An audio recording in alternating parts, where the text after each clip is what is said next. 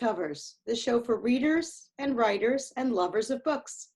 I'm Stephanie, and I'm a publisher at Red Penguin Books. We work with authors of all sizes and genres, so whether you have a manuscript ready to go, perhaps 200 sheets of loose leaf shoved in a drawer, or a book still in your head, please visit us at redpenguinbooks.com and unleash your inner author. I'm so thrilled today to be joined by three authors who have absolutely managed to unleash themselves several times over. Linda Kennedy, the author of The Number of Man, which is a kind of a science fiction futuristic book, which unfortunately is coming true, and the first of a series.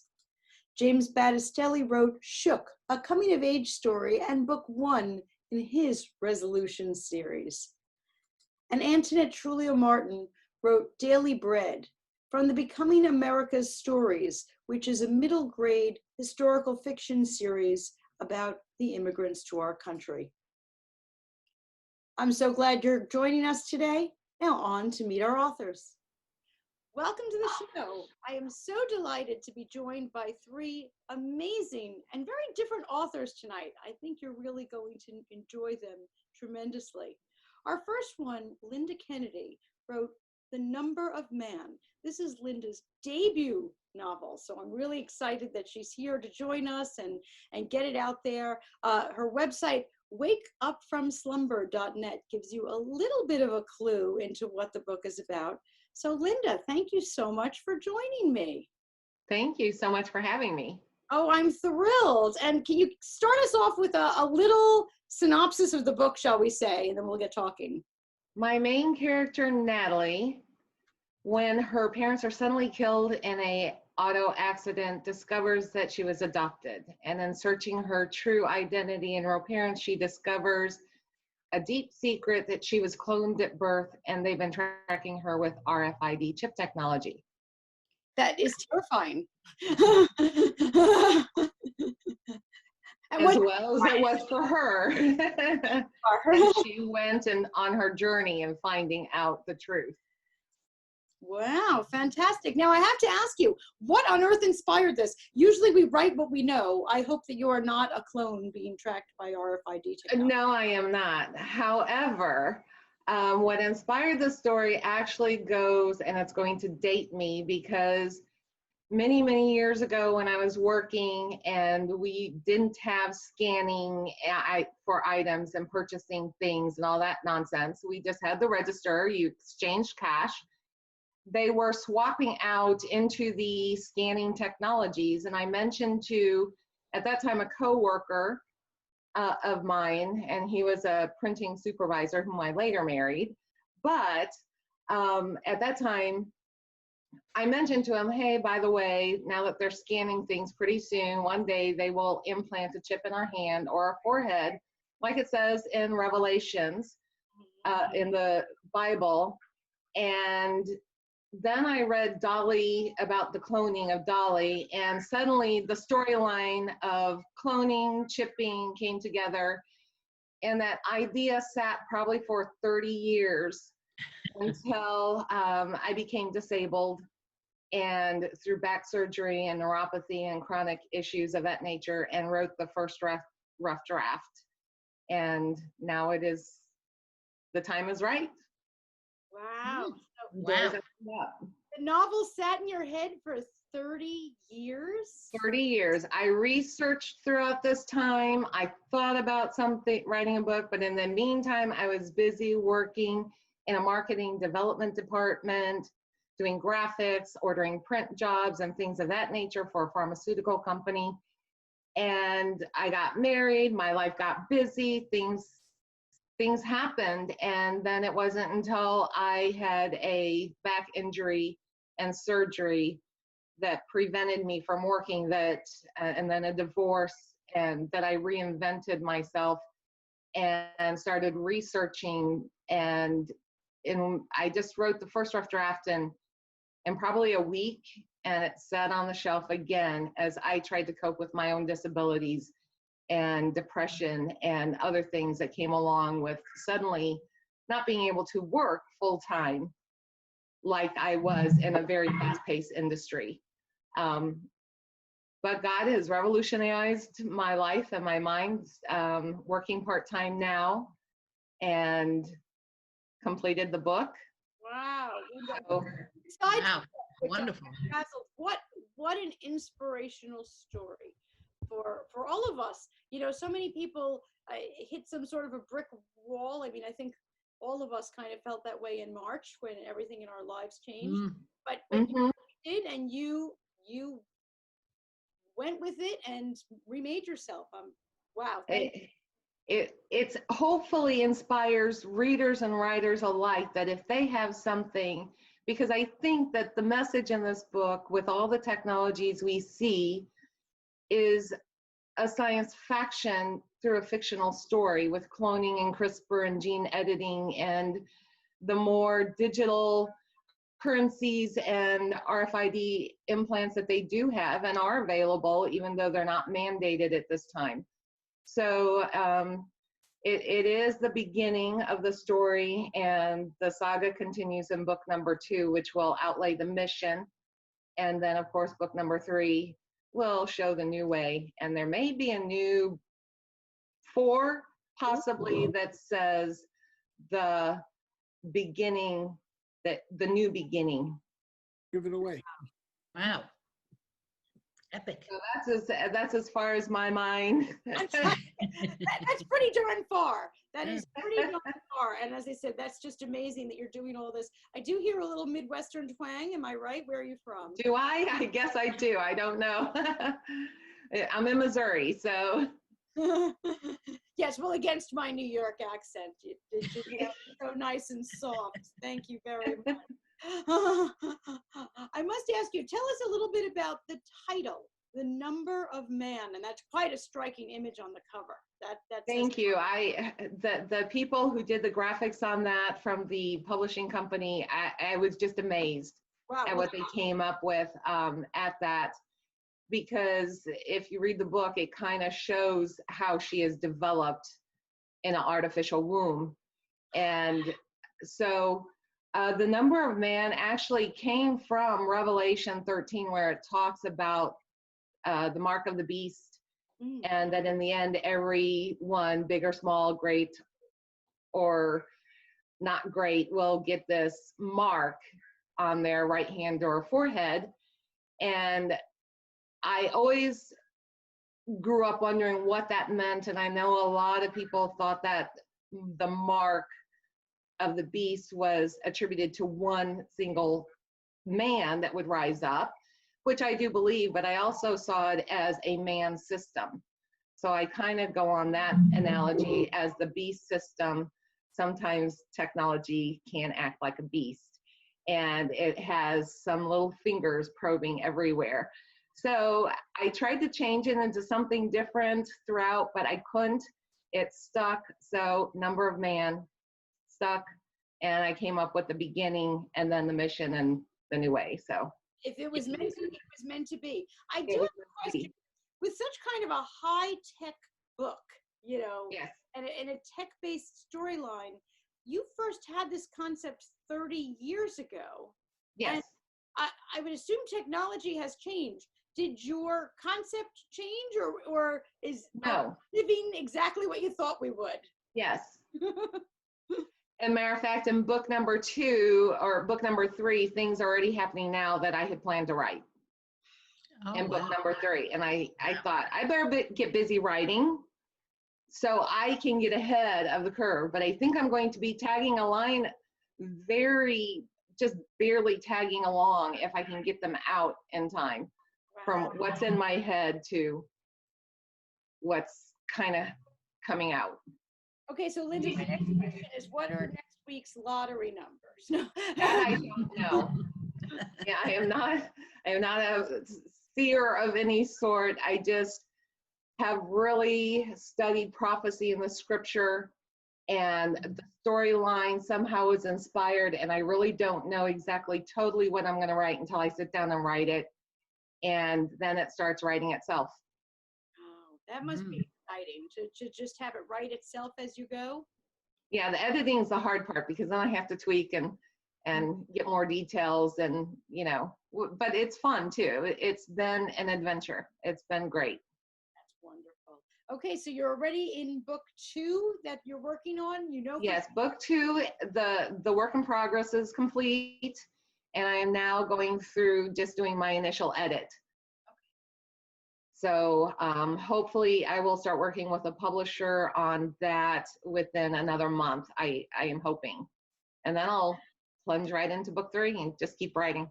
Fantastic. Well, congratulations on the debut book. It's amazing. What you've done is just amazing, and you are quite the inspiration. All the glory to God. I couldn't have done it without him. Wonderful. I know that our next author, James Battestelli, is also writing more than one book. I know that because the cover right here says book number 1. That kind of gives it away. James's book, Shook, book number 1 of Resolution. Well, it might not be technologically based, but certainly there's a coming of age kind of aspect to this book as well. Is that correct, James?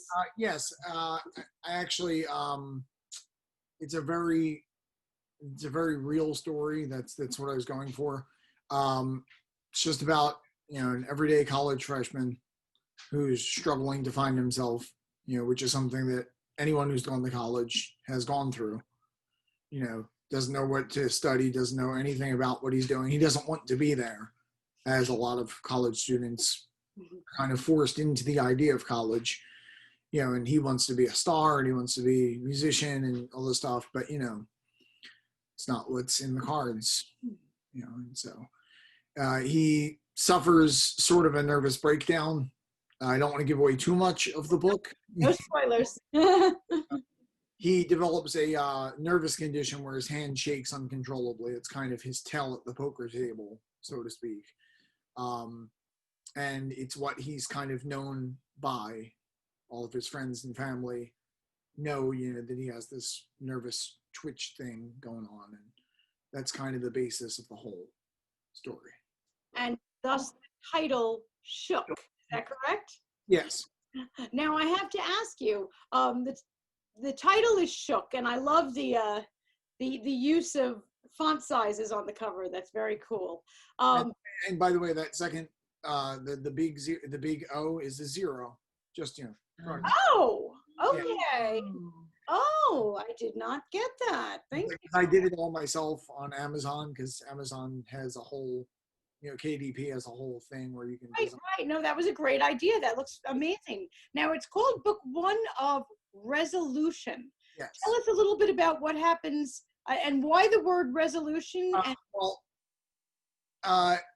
New Year's resolutions. That's what it's getting to is, again, not going to give away too much of it, but it's based on, and in chapter 1 of book 1, it's a present day setting talking about 20 years ago. Which kind of works because I wrote the whole thing when the world shut down in February and March. I started writing it then, and then. Oh, okay. So this is. Oh, all right. Yeah. Well, I mean, because I had written Shook, the screenplay. It was a screenplay. I wrote it just on the side, and then lost it, and then life happened, as Yep. Linda said. Life happens. Yep. And I got married, got divorced, got married again, got divorced again. Had one kid, had another kid. You guys, the show didn't meet the other kid, but you guys met my daughter. That's the second spawn there. But yeah, life happens, and I always wanted to do something with Shook because there's a lot of promise to it, and it's if you have ever seen Garden State, the Zach Braff film. Mm-hmm. It's a very that's a very soundtrack based, soundtrack themed, soundtrack driven, tale. There's a lot of movies that are like that. A lot of Cameron Crowe movies are soundtrack themed, like Almost Famous, etc. So that's what I had in mind with Shook, is it's a very soundtrack heavy, inspired, motivated tale. And, yeah, it's Cool. just, I think it's a very marketable thing. And so I was like, you know what? Now's the time. I don't have much else to do now that I live alone and the world is shut down. So I'll try and recreate it. And then as I started getting shook down, I thought maybe I can go further. And then I just kept writing and then I reworked some things to make the ending, the beginning, it's a whole, has a lot of, I tried my best to do a lot of Fight Club type stuff where it's Yeah. alternate reality kind of stuff. And I'm not a writer. Well, you are Oh, now. yes, you are. Absolutely, you are a writer. There you go. And like Linda, I am so thrilled, and what a testament to do things, and life just keeps turning and moving and turning and moving, and you had to write that book. Yeah. And it's amazing. I actually I also I have a traumatic brain injury. That was one of the things that happened over the last 20 years. I was in a car accident when I was 21, and I suffered a traumatic brain injury, and I was life support and everything. I was in a coma for Wow. 3 weeks, and had to learn how to do it. My left side was shut down. It's a whole Dr. Phil episode. But I've made a miraculous recovery from where I was to get to this point. And so like you were saying, glory be, and everything. Right. But also in that time, my parents passed away, regrettably. First my father, heart attack, 2017. Then my mother, broken heart, 2018. I inherited their house. And so now I live in my parents' house. This was my parents' bedroom. I had to tear apart the whole house because it was all reminded me of pain, Right. losing, which a lot of people go through. I get that, but so it was kind of like this had to happen. So I had to write this sort of as a therapy, kind of just to to achieve something that my parents wanted me to do, because they knew about the screenplay and everything. And now I'm back at school because of that, because of the my parents passing away. I decided to go back to school because that's something that I should have done while they were alive, but I couldn't. James, I just recently lost my mom, and she was my biggest fan of Number of Man, and every time I thought there's no way I'll ever publish, there's no way I can truly do this, she was saying, yes, she can. And when she read the first one, the first rough draft a long time ago, she told me, you end it like there's going to be a sequel. Are you going to write another book? I said, I'm never writing another book again. And she had to laugh. Before she passed away, she got to see this book published, finished, and she got to read the work in progress of the sequel. That is so great. I mean, I'm not saying it's great that your mother passed. But no, but I get your pain. I understand, and I understand when you have that thing, you just have to. You have to do it. It no longer becomes something you think about or a choice where, oh, I can do it later. It becomes that passion. It becomes that this is no longer that I have to do this. I mean, truth be told, I wrote, when my father passed away, I wrote, that kind of motivated me to get my first book out, which was a memoir about my accident, which I released on Amazon in early 2018. So I lied earlier and I said I'm not a writer. So I guess technically I'm twice a writer, because you are 3 times, because this is a part 1 of part 2. It's a whole thing. But so I kind of got the writing bug then, because I wrote the memoir and I got some positive feedback, for the most part, positive feedback. exes didn't really like it, but you know, what Do exes like anything? I mean, well, Okay, that's okay. I know you're a writer and thank you. such an inspiration to all of us. Put that after your name. Absolutely, absolutely. Author, that's absolutely. right. Our next author also has a whole lot of family stuff going on in her book. Antoinette Truglio-Martin wrote Daily Bread, which is historical fiction in the turn of the century about an Italian family here in Manhattan. But it's not just any Italian family in Lower Manhattan. It's actually Antoinette's Italian family in Lower Manhattan. Well, with a whole lot of fiction thrown in, which is always fun. Little poetic yeah. Lots of poetic justice, I think. Yeah, little poetic license here and there. Absolutely. Well, thank you so much for joining us. Thank you. This is very fun. Very fun. So tell us a little bit about Daily Bread and how you got started and where did the story come from? Well, Daily Bread is the story of a little girl, 9 years old, who wants to be a big kid. And in the Lower East Side of Manhattan in 1911, children did grow up a little quickly. It was a treacherous time to be a child. Play was not always safe, and there were always responsibilities. This story was born from my grandmother, who was a storyteller. We would gather around the table, and there was always something she could talk about. So this was one happy story she liked to tell about when she was 10 years old, and she had the opportunity to go to the corner bakery. The Jewish baker was allowing children to come in and learn to bake bread. And she would go early in the morning, prepare the bread, go to school, come back at lunchtime, shape the bread, knead and shape the bread, and the baker would bake it for them, and they would be able to buy the bread for 3 cents a loaf instead of 5. So there was a little bit of a savings, a little bit of responsibility, and also being able to go back and forth and from school to the bakery.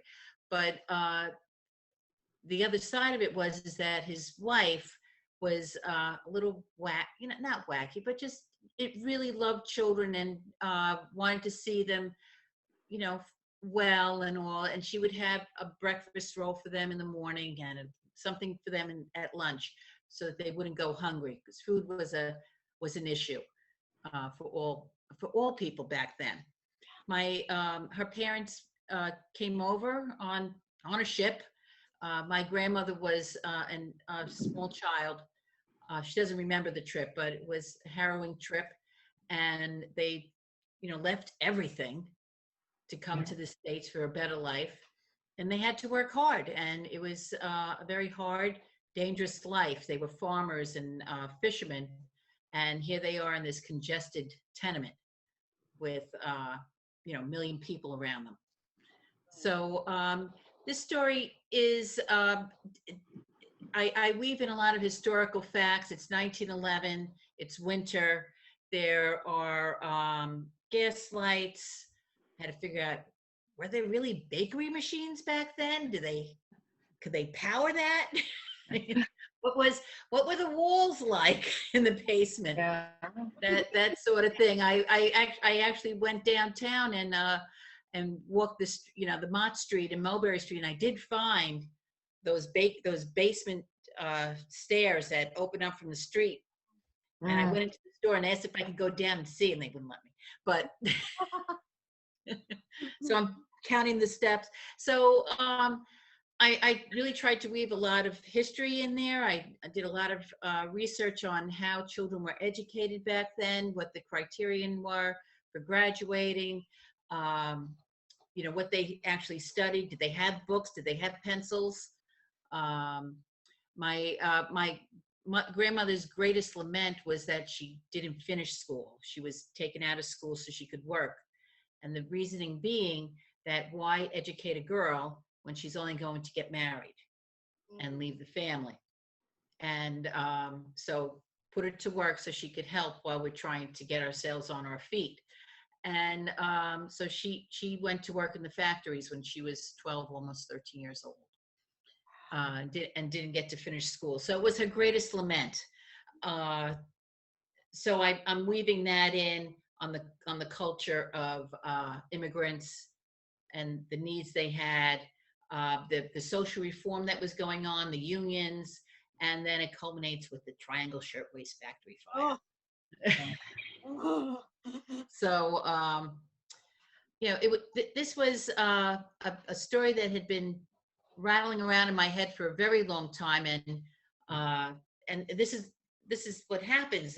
These stories pop up, and they rummage and they filter and they come back, and not a word is put down on paper for years. And then for whatever reason, I just have to get it done.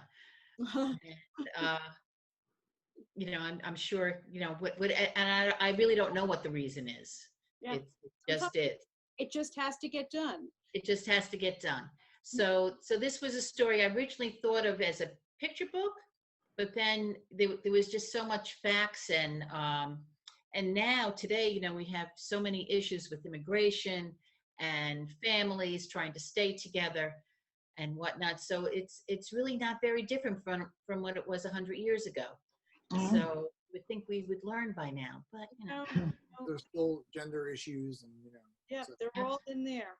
Absolutely, yeah. Gender, education, cultures that come in and out of cities.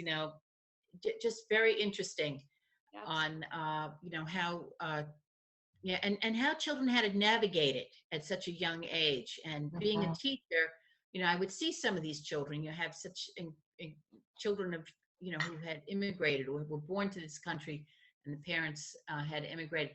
It really is it's a burden, and it's a different childhood than the all-American childhood that we're so familiar with. But I thank God, that my grandparents and grandparents made the decision to leave their country to come here to make this country their home, because there would have been no other opportunities and a life for them, especially during those times when recession and farming and poverty. What a decision! Part of the deal. Yeah. And so I did a lot of research, which I kept on falling into rabbit holes, and like, how am I going to weave this in? So Stephanie said, well, you just write another book. Well, that's exactly. Now both Linda and James, on their book, it says book one. Yours doesn't say book one, but it is part of the book series, I hear, Becoming America's Stories. So tell us what comes next. Well, what comes next is that 1911 was really quite of a pivotal year for at least New York City. The Yankees were not the Yankees yet. They were the Highlanders. Technology was emerging, such as motor cars and electricity. That big war with Edison and Tesla happened. And all kinds of inventions were happening. Radio wasn't invented yet, but they were like microphones. So microphones involved, and how people spent their time, entertainment, what was considered valuable, as opposed to just hard grueling back work. Right. So, and the city was changing. Subways were being blown out in the streets and stuff like that. And Daily Bread takes place in the winter, into spring. This other book, this book 2, will be taking place in the summer, early fall. That particular summer was the hottest on record, where 600 horses just dropped dead in the streets during that summer, and there was a lot of disease and fatalities due to heat, and was also the year that visiting nurse services was established. So, and women's health was recognized as something else. So, so all these things are getting weaved in. Love that. I love a history lesson mixed in with Absolutely. it. Yeah. And, And the Yankees. And the Yankees. And the Yankees. And it's for young readers, so they can learn the history of our nation, but besides a history book, reading stories, which is the way to learn. Yeah, what seems to happen, what does happen is that, we live our lives in an historical period. Especially now, today, we're in a historical time.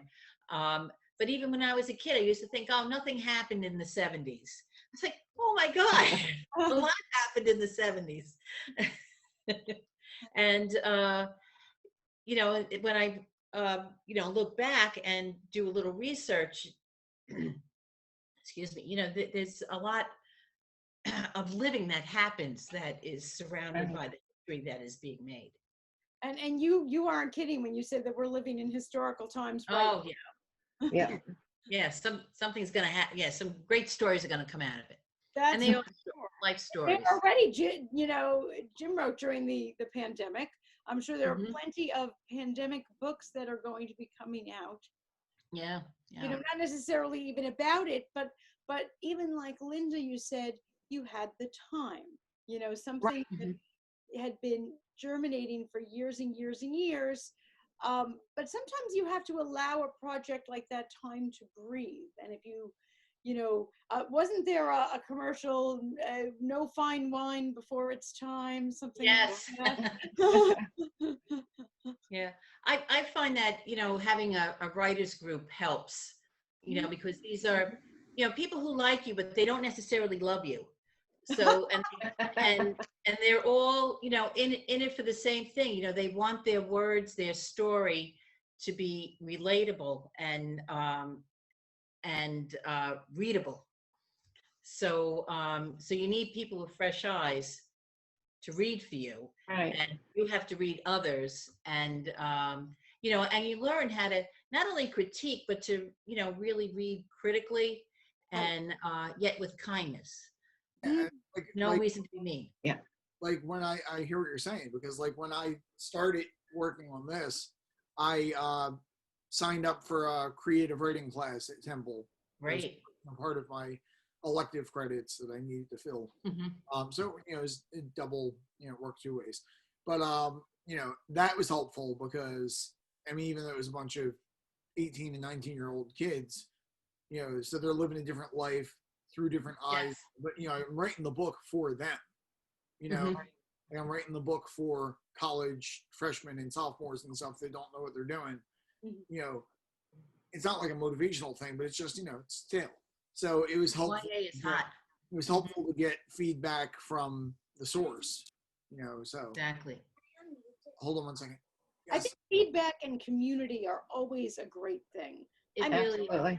For all of us, but certainly I would say especially for writers, because writing can be such a lonely activity.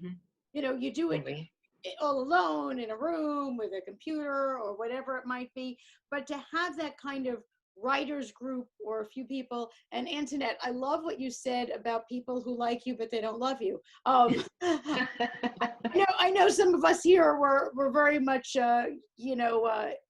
inspired by and encouraged by our parents, but I know my own husband tells me everything I do is lovely, and my mother thinks I walk on water, by the way. Right. So yes, we do need somebody other than my mother, who thinks everything I touch turns to gold. It's not quite like that. So I think you're absolutely right about a writers group. And one thing, certainly we had online writers groups before the pandemic, but they're really, really growing by leaps and bounds now because people are reaching out in this way, which is fabulous. So if any of you don't have a group of people, and certainly for any of our viewers out there, there are so many wonderful groups. Just go to Facebook groups and you'll find your people, and you'll know when you found them. Right. They're not necessarily the Right. first shot. No, no. Well, No. it's like dating, Antoinette. Right. Yeah. You know, sometimes you have to try things and see, but eventually you will find people out there. And I'm so glad of what you spoke about, Antoinette, about um, getting feedback, but also giving it in a way that is respectful and encouraging. You know, yes, we want to receive and to deliver honest feedback, but you three know as writers, yes, James, you're a writer. So wait a minute. it, Them it, two. it's an incredibly vulnerable activity. I mean, you just took your whole heart right out and just put it on you just put it in between the covers of a book. And Right. we needed to be treated nicely. Speaking of that, Stephanie, I have to say, I think I kind of joined the writing community on Twitter just a little bit. We don't share a lot, but I remember one of the authors talking about fears as an author. And I had to agree with somebody and told them my biggest fear was actually putting it out there. And I remember when I first had somebody other than my mom read my book, I had 3 beta readers. And the first person, you know, she really didn't know me that well, but she was willing to read this manuscript of mine. And I was just on pins and needles. And when she came back and finally said, I loved it, I was like, oh, really? It was so nice to hear that from 3 different people that didn't really know me that well. One who is an author of fantasy novels that my brother introduced me to. And just that was my greatest fear, of just doing it and putting it out there. Of course. And I didn't realize, I thought that I was alone in that fear, but I guess I'm not. No, that's everyone's. I mean, it's like walking down the street naked. I mean, really, it's so much worse. It's worse than that. It almost is. It's like you're being totally exposed in a way that you just don't realize, and until you're actually publishing and putting it out there. That was, for me, that was kind of helpful about doing the creative writing class with the 18 and 19-year-old, you know, boys and girls. It was like a trial by fire thing, because, you know, it's a workshop, so you have to share, you know, chapter by chapter, like you have to turn in, you know, and ruthless. There was a lot of ruthless feedback, but like it was honest. And like, I finished up. Yeah. I finished up in an MFA in creative writing because I had a career, and decided I needed to do what I wanted to do, and got an MFA in creative writing, and I loved it because pieces were workshopped. It wasn't the whole thing. Exactly. And that's where I was able to find my people, and so we were able to, you know, every couple of weeks we would, you know, share a chapter, share a storyline, you know, have something prepared, and so they were actually seeing the whole process come along.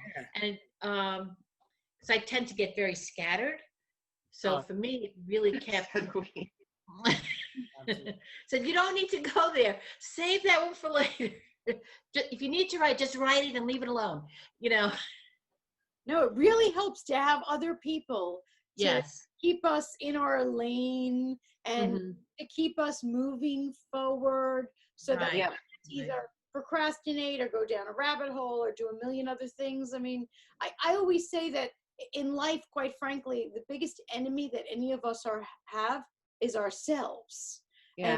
We often put up so many roadblocks to ourselves that if we could take them down, great. But those other people in these groups are, you know, it's great support. It's great encouragement. And they're all like you in this overexposed boat together. Right. Like March and April, like, you know, when the world was shut down and everything was, you know, there's a lot of stress going on. That was when I did a lot of my writing, and I would finish a chapter and then I would email it to my brothers. I have 3 older brothers, but I would email it to 2 of them just to get their feedback. You know, they're not writers, but it's just the for other. Yeah, would you read this? It was helpful, and they didn't like pick it apart. It wasn't like a workshop thing, but it was just helpful to get it out there. Right. And, then I did it with a girl that I was sort of kind of dating, and then Brave. and shortly thereafter, she kind of started stopping dating me. Like, maybe I shouldn't have done that, but we're still friends, and like she still helps me with the book. She likes the book, and like she's rooting for me and everything. So it's nice. She's a good girl. I was a little worried. I was like, yeah, maybe I shouldn't have done that. Yeah. But it wasn't that. I messed it up in other ways.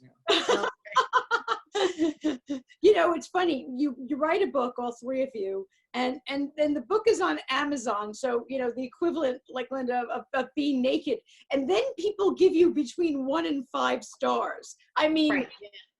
It's just. It is very, very vulnerable, and certainly they say that a person's greatest fear is public speaking. Well, writing a book is like that on steroids because it's preserved for all eternity. At least That's right. You can't take it back. Right. At least public speaking, as soon as you finish, you're over.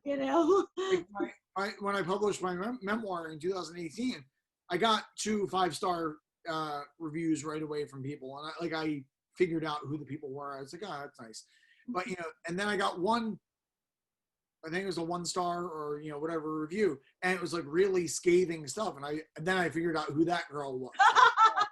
yeah, that's right. And like that's what's gonna happen. James got to stop having all these girls, right? There's no filter. So like you wronged someone in the past, they're gonna come back and get you. Did you realize that's why people use pen names too sometimes? Yeah, but like my name is so pretty, like James. Yes, it is a nice name. Yeah, it's a fabulous name. Very good name. Maybe you'll change your first name. I don't know. Like I used my because I had a stage name because like I used to play music. I'm like you can't ever play an open mic with a name like James Battestelli. Because like they're never gonna get it right. Oh, and I got it right. The joke. And then I went on and did stand-up comedy. And again, you can't use that for stand-up comedy because then you become part of someone's routine. But, so I had a stage name that I used to perform, but then I used the stage name as the name of the character in the book because it's a really good character name. And so now I can't use it. Became a persona. Yeah, now it's owned by the now. All right. Well, you'll just have to write fabulous books from now on. Not that you haven't, but that'll be your benchmark, is they have to be ironclad fabulous. Exactly. Although even the greatest 100 books ever written, I've got a lot of people on Amazon that didn't give it 5 stars. I mean, honestly, if you ever want to feel better about yourself, look up a top classic, something that is award-winning in a million ways, and read all of the bad reviews on that book. Sometimes that helps to realize, especially if you do get a review that's not great, if you find out that The Great Gatsby was completely panned, or To Kill a Mockingbird, other things that Pulitzer Prize winning books, and there are people that hate them because not everyone's going to love everything you do. Right. Reality. Yeah. Well, you're not writing for everyone. No, you're not. It's not everybody's thing to write. I'm so glad that you said that, and that brings me to Linda. Tell me, what types of readers are going to love your book? Oh, anybody who wants to see where this world is going now. Ooh, that's an interesting way to say that. I think we're all kind of curious right now. Because we're heading quickly to that. So if you want to see where we're going, check out Number of Man by Linda Kennedy. James, what type of readers would be most drawn to the book? I mean, there's a lot of, it's obviously a lot of young adults. That's the focal point. But I mean, a lot of it is nostalgia. Like the book it's based in 2001. which was a troubling year for the world and for Sure. America. You know, and Oh, yeah. so it's kind of a throwback to that time. So Mhm. like there's a lot of nostalgia in that regard. And like I did a lot of research because I lived through that. Right. But to write it down in a story, I had to I was like looking at Weather Almanac for LA because like part of the book is in LA. You know, I had to look at the weather almanac, like the Farmer's Almanac for the Mhm. weather in LA on certain dates in 2001, and I'm like, it's just it's it's a process. Wow. Okay. I mean, like, so really, the book is kind of just. I think that it's marketable to a wide variety of people. Okay. Sounds good.